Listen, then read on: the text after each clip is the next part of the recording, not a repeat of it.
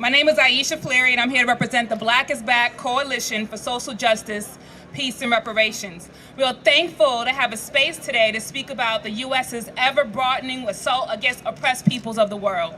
We stand in solidarity with anyone who is fighting to retain control of their lands, resources, and dignity. We are against this imperialist-driven war which seeks to monopolize the world's resources at the cost of the lives of innocent men, women, and children.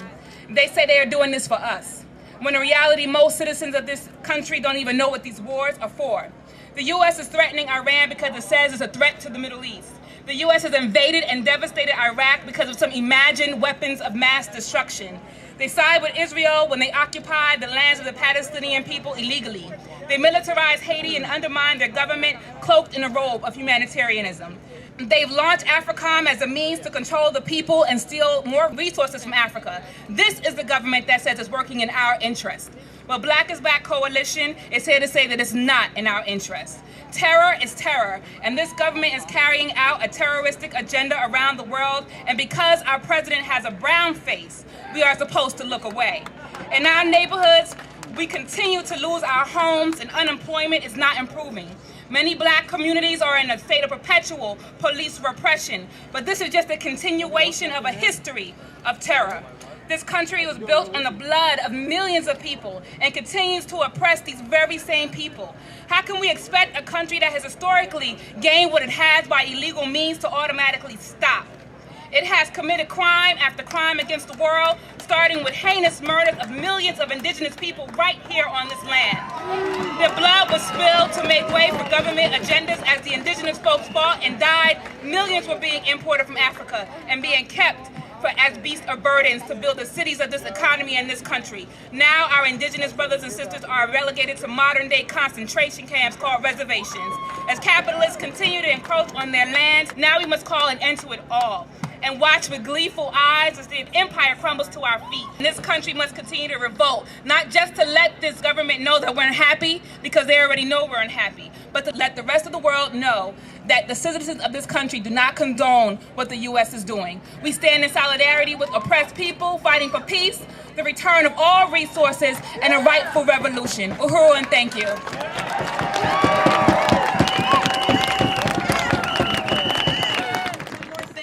We're here together is 7 years of the commemoration of the suffering and the slaughter under the filthy hands of foreign occupation and domination. They send our youth to fight and die in these illegal and unjust wars against people of other nations when we belong in universities and we belong in our communities, making positive change for ourselves and each other. Instead of education being recognized as a right that all of us in society should benefit from, tuition to both public and private universities is the fastest increasing commodity, skyrocketing by the thousands of dollars so that millions of students are struggling or simply cannot afford education.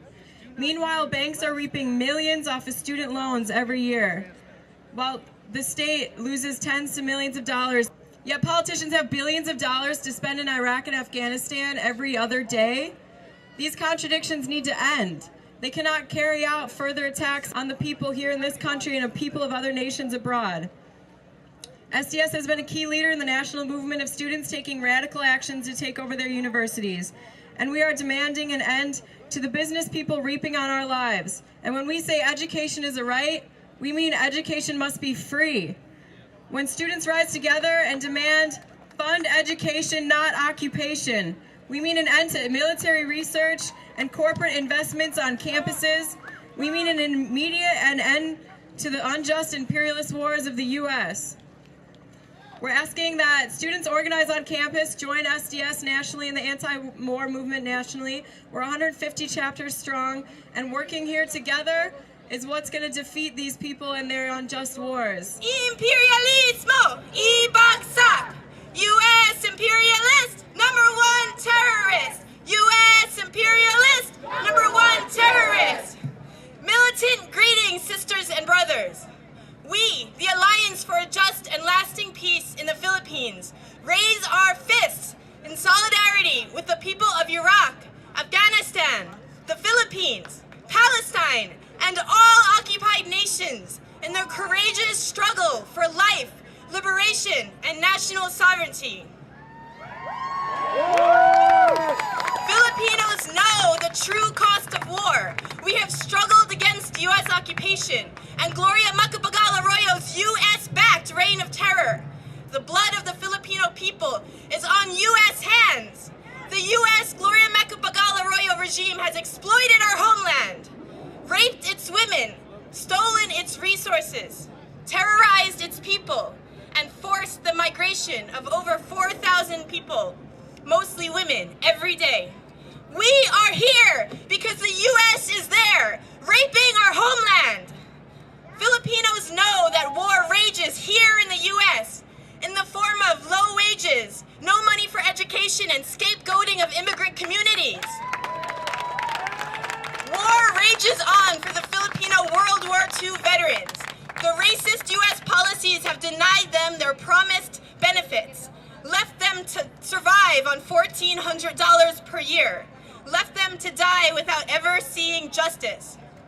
War rages on for our Filipino youth here and other youth of color.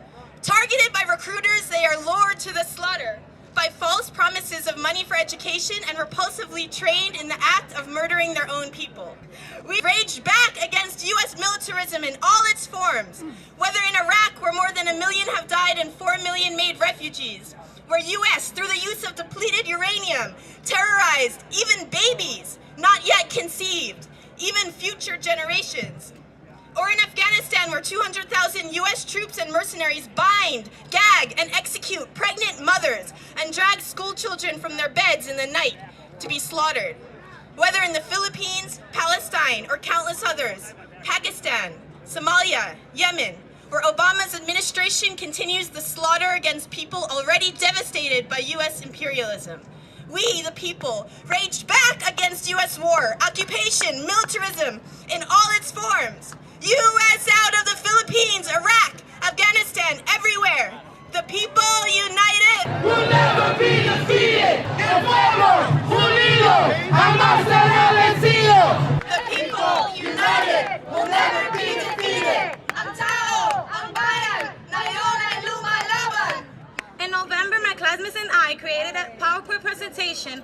We highlighted the amount of money that our country spends on the war, on the people of Iraq. I say people of Iraq because when you drop bombs on an entire country, you're not only just killing terrorists, you're killing innocent families, men, women, and children.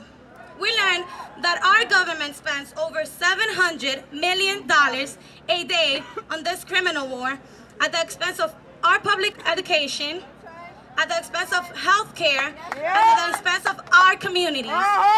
Because when the Congress decide that they want to go to war, they do not sign up their children, they do not sign up themselves.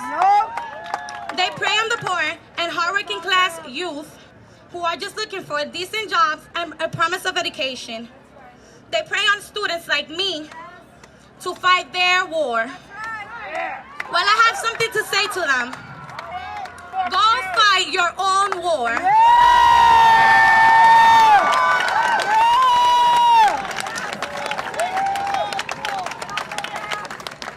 Keep your military recruiters out of our schools. Bring back our sisters and brothers who are in Iraq and Afghanistan.